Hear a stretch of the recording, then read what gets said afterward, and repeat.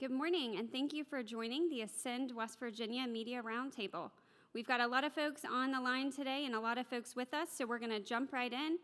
What we're going to do to get started is have 30-second to 1-minute introductions from the whole team. So I'm going to start out first with Governor Justice. Well, Secretary Ruby, I'm going to introduce you back and everything. You didn't tell them who you were. This is Secretary Chelsea Ruby, and she is absolutely just marvelous. She's doing an incredible job here and everything. I'm Governor Jim Justice, and delighted to be with you today. And we'll be taking your questions, and we'll be telling you in every way that you're very, very, very foolish if you're not looking at West Virginia, because we're doing a lot of great stuff here, and this just adds on to the top of it and everything. We've got great people with us, and again, we thank Brad and Alys Smith for all they're doing and everything. So anyway, I'll pass on now to, I guess I'm passing back to Chelsea, and you're going to continue to introduce. All right, next up, we've got the founders of Ascend West Virginia, Brad and Alys Smith. Hi, I'm Alys Smith, and I'm part of our team. And we are thrilled to be such supporters of the state and of this program. And we're just so happy that you're all here and interested to learn more. And I'm Brad from Canova, West Virginia and Wayne County, and I'm the water boy on our team. And I'm privileged to share the opportunity here with my wife, Alys. Thank you. Next up, we've got West Virginia University President, Dr. Gordon Gee. Hi, I am Gordon Gee, and I am president of West Virginia University, which is the state's land-grant research university. And we are grateful that the university can be involved with Governor Justice, with Secretary Ruby, and their whole team in developing this remote worker program. Next up is Dr. Danny Twilley of WVU's OEDC. Hi, my name is Dr. Danny Twilley. I am the Assistant Dean for the Brad and Alys Smith Outdoor Economic Development Collaborative. All right. And Secretary Ed Gaunch. I'm Ed Gaunch. I'm the Commerce Secretary for the state of West Virginia. What a great privilege it's been for me to participate in this project. We're just so blessed to have ambassadors like the Smiths, to have a future-thinking governor like we have, an energetic Secretary of Tourism like Chelsea, a partner like Mitch Carmichael. This has been a wonderful collaboration. Our friends at WVU, the private sector, it's just been great to participate in this project. All right, next up, our new Secretary for the Department of Economic Development, Mitch Carmichael.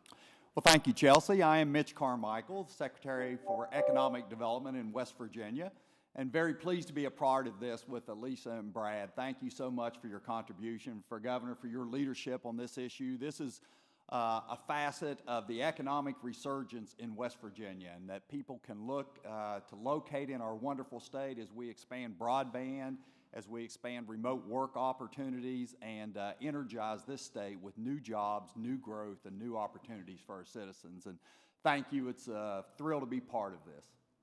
All right, next up, we've got Dr. Javier Reyes with WVU's Business School. Good morning, everyone. I'm Javier Reyes. I'm the Dean of the Chambers College of Business, but I'm also the Vice President for Startup West Virginia.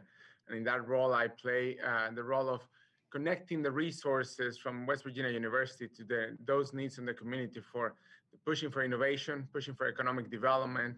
And this is one of the examples, working with Dr. Twilley and the Outdoor Economic Collaborative at WVU to be able to push for the next generation of workers to come to West Virginia. It is with great pleasure to participate and engage, and anything that relates to innovation, economic development, and startup movement. This is what we get to do here in my job as startup in West Virginia. Thank you. Now we're going to shift gears a little bit, and we are going to introduce folks from the first three communities who will be participating in the program. So first up, from Morgantown, which again is the first city that will start accepting applications today, we've got Russ Rogerson, who is the president of the Morgantown Area Partnership. Thank you, and hi, Russ Rogerson here from Morgantown, West Virginia. Very excited about this program, very excited about the collaboration and cooperation amongst multiple entities, and of course, kicked off by Brad and Alys, their gift is huge. So Morgantown is a home of West Virginia University and many other attributes, and we look forward to getting this program started and to benefit the entire state of West Virginia moving forward. Thanks, Russ. All right, now we are going to head over to Lewisburg to Kara Dentz, who is the director of the Greater Greenbrier Valley CVB. Thank you so much, Chelsea. Good morning, everyone. I'm a Greenbrier County native who was lucky enough to be able to move back to West Virginia 14 years ago to promote this beautiful Greenbrier Valley and the coolest small town in America of Lewisburg, who was chosen to be one of the first cities. And I can't tell you how happy we are, how proud we are. And thank you to everyone, to Governor Justice, to Chelsea, and of course, especially to Brad and Alys for your sponsorship of this program. We're so excited. We've known for a long time that Lewisburg has so many attributes that make it a wonderful place to live. And now we're excited to be able to promote that to the world. So thank you so much. All right, and last but certainly not least is Annette Gavin Bates, who is with the Jefferson County Convention and Visitors Bureau. Well, hi, everyone. I have to also say a big shout out to Brad and Alys. Thank you so much for this opportunity, to the governor, to Chelsea, to everyone involved. I'm proud to be a part of these first 3 towns that were picked for this initiative. You know, Shepherdstown is the oldest town in the state, but we feel like just because we're the oldest town, we have a fresh vibe. We've been chosen as this cool small town, attributes constantly throughout our county, and we've been welcoming visitors with the highest visitor spend in the state in this county. We've been welcoming visitors, and you know, every time they come, they want to come back. And a lot of things that they talk about is what it would be like to live here because the quality of life is so great. So we're just really, really thrilled to have Shepherdstown. We believe it's a unique, eclectic, wonderful small town, and we're thrilled to showcase it in this project. And we just, again, thank you to everyone involved for picking us. We promise our ambassadors will be out there rolling out the red carpet for our remote workers. Thank you. Thank you all. And like I said at the beginning of today, this has truly been a terrific collaboration. You know, we've got the governor, we've got Brad and Alys, we've got different folks here at state government, we've got local leaders, higher education, but together we are so excited to officially launch Ascend West Virginia. So I know you all have a lot of questions. I'm going to kick it back to Jordan, and we will start taking questions from the media. Thank you, Chelsea. We'll now go to questions from members of the media. The first today from Kaya Hubbard with U.S. News and World Report. Hi there. Sorry, just to clarify, I was wondering if participants have a choice of which city they're starting in, or if it's just Morgantown at this point. Sure. Dr. Twilley, do you want to explain how the program will work in timelines? Yeah, absolutely. So to start off, Morgantown will be the first location that will be accepting applications. As of 10:01 today, the application is live. And then as we begin working with both Kara and Annette for Lewisburg and Shepherdstown, as we get ready and get them online, we'll be opening up applications sometime later this year to welcome applicants for those locations.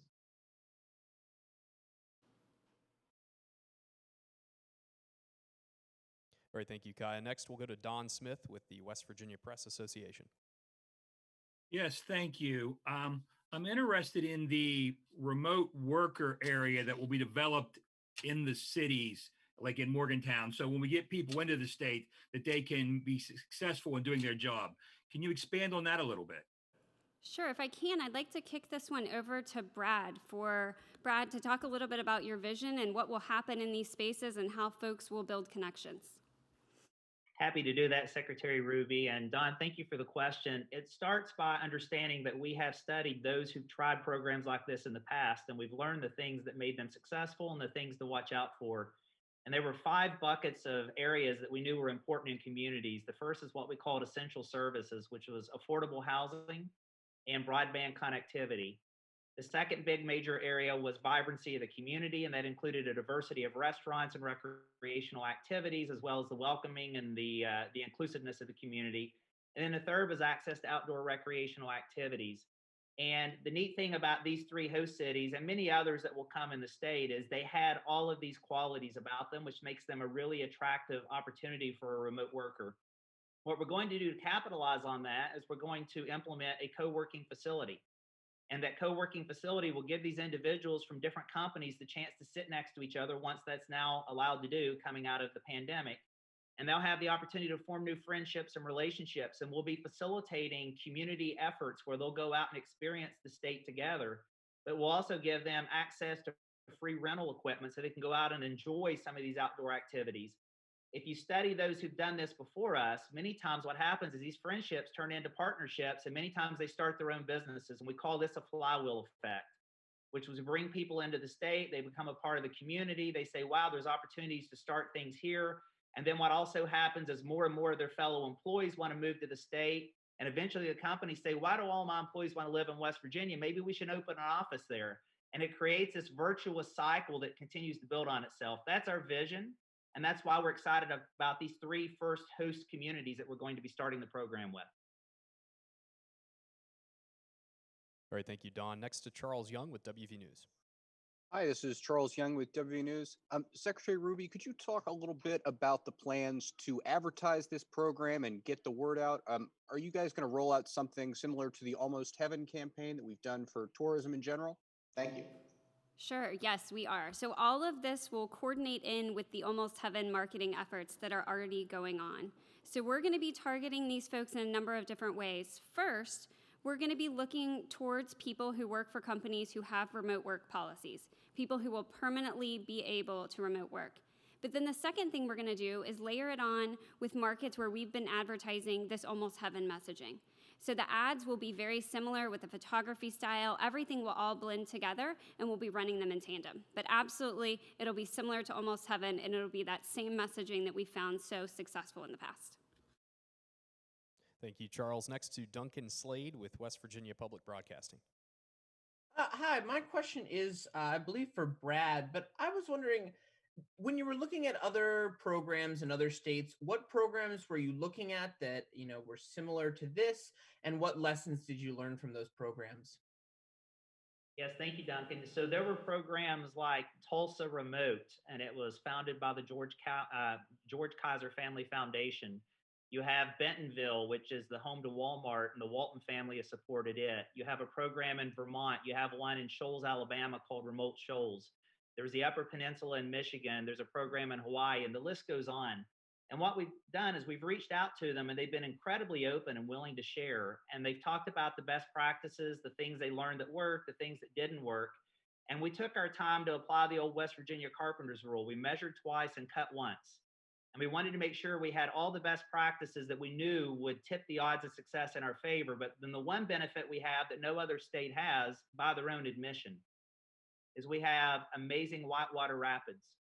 We have gorgeous snow ski slopes.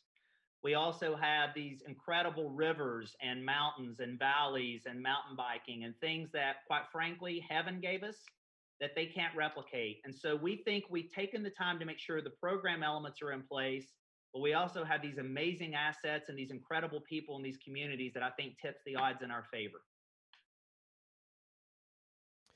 All right, thank you. We have time for a follow-up. Don Smith with West Virginia Press Association. Do you have a follow-up question?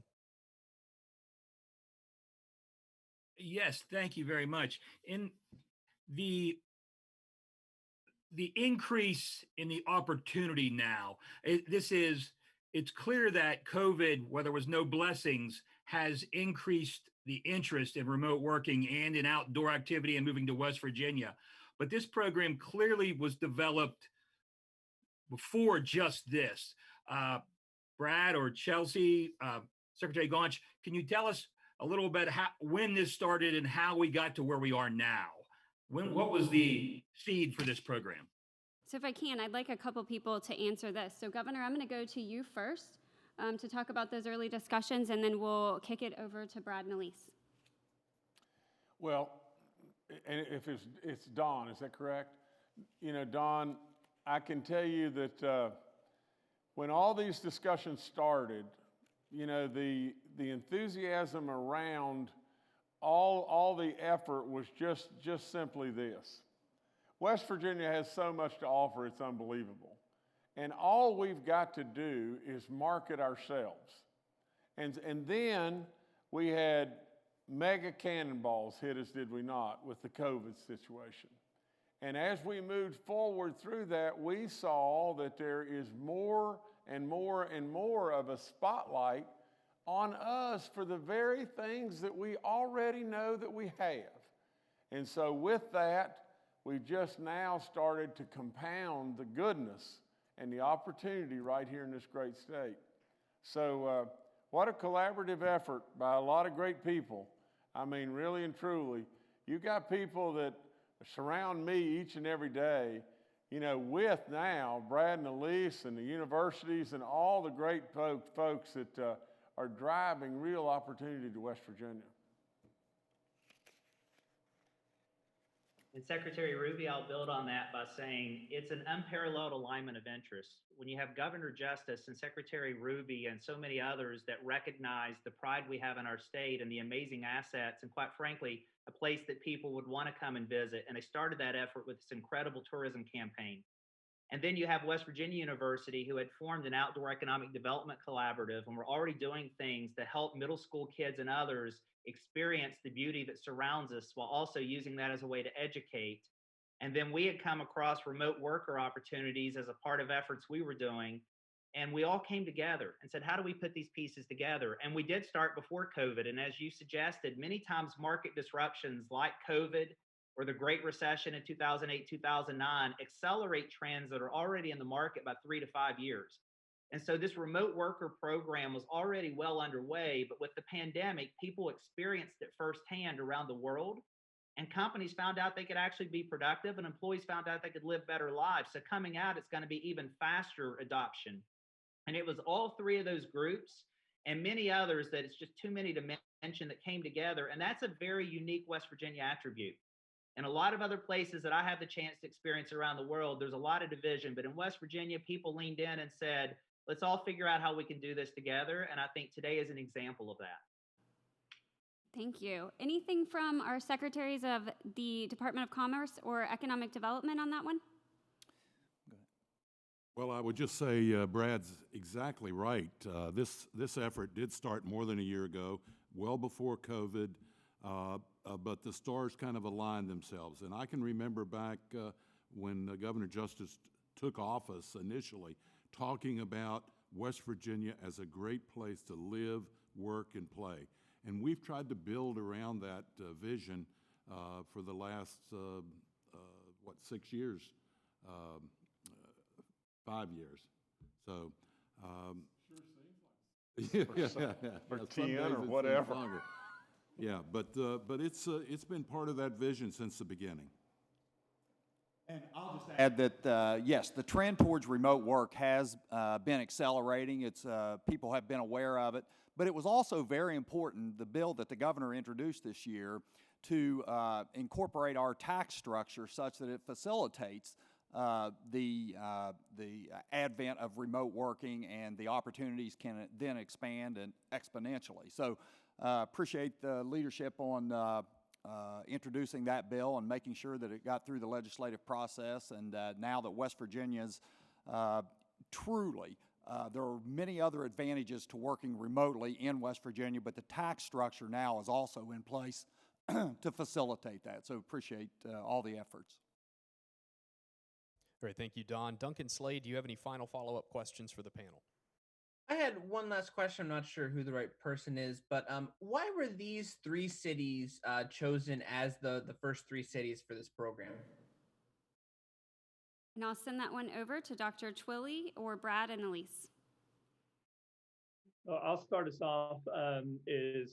We really went into this trying to pick a location for everyone. So when you take a look at what these communities bring to the table, you've got Morgantown that has WVU, a larger community with a vibrant college town feel. You go to Lewisburg and you take a look at, they've got a great art scene, this beautiful kind of Main Street-esque, and these beautiful mountains surrounding it. And you throw in the outdoor recreation. It's as we call it, it's like a Hallmark type feeling. And then you take a look at what they have in Shepherdstown, and you've got a smaller, university, but very vibrant, brings a lot of great character. It's an older community, the first community in West Virginia on the beautiful river. And so we really feel like what we've done is we've created an opportunity where we've geographically dispersed. We also have different sizes as well, and you have a different opportunity. So you kind of almost get to pick the type of location that you want to live. And when you look at even going back to the geographic piece of it as well, it allows you to get to different major metropolitan areas if that's part of your work needs as well. In addition, we also went through kind of an evaluation process in which we knew that they had the essential characteristics of housing and broadband. They had some community vibrancy as part of that. They had great livability metrics as well. And then they had economic factors. And then on top of that, they had access to the outdoor recreation, because we want to create something different where you can work, live, and play, where during your lunch break, you can go out and kind of relieve the stress. After work, on the weekends, you get to engage in the recreational opportunities where historically maybe you've had to spend your vacation time or travel. So we're kind of combining that idea where you can play here, you can live here, and you can work here. So that's why those communities were chosen to start us off. And if I could just add to Dr. Twilley's incredible answer, in addition to that, this team's had a vision from day one that it would be 55 counties strong. Not every one can be a host city because of those characteristics that Dr. Twilley went through. But Secretary Ruby and Secretary Gaunch and Secretary Carmichael and the governor and others said, we've got to find a way to benefit all the communities. So we've developed a community readiness playbook. And we have a team of people associated with this program that will work with local mayors and economic development groups to say, how can we help you get ready or to continue to build on what you already have so you can benefit from this in the next set of rollouts as well. So everyone in the state's going to win in this scenario. It's just a matter of when you'll be ready and then what part you'll play in the program. All right, thank you. All right, so for those who are looking for more information on the program and those of you who are ready to apply, you can go to ascendwv.com. And with that, I want to offer a huge thanks to all of our partners, all of our local community partners, and everyone on the line today. And Governor, I'll kick it back to you for final remarks. Well, Chelsea and, Ed and Mitch and all those, whether it be President Gee or the folks at Marshall or wherever it may be, we all owe a debt of gratitude beyond belief to Brad and Alys. And we thank them so much. This is another springboard in West Virginia, and it is absolutely very significant. Just step back and watch what's going to happen. All I can say is just step back and watch how great the diamond in the rough is going to continue to be exposed to the world. So as we awaken to our campaign that we've had in the past, Almost Heaven, and Almost Heaven, you've got to ascend, do you not, to get to Almost Heaven. So we're now on our way to ascending to Almost Heaven. So Brad and Alys, thank you so much, and God bless everybody. Thank y'all.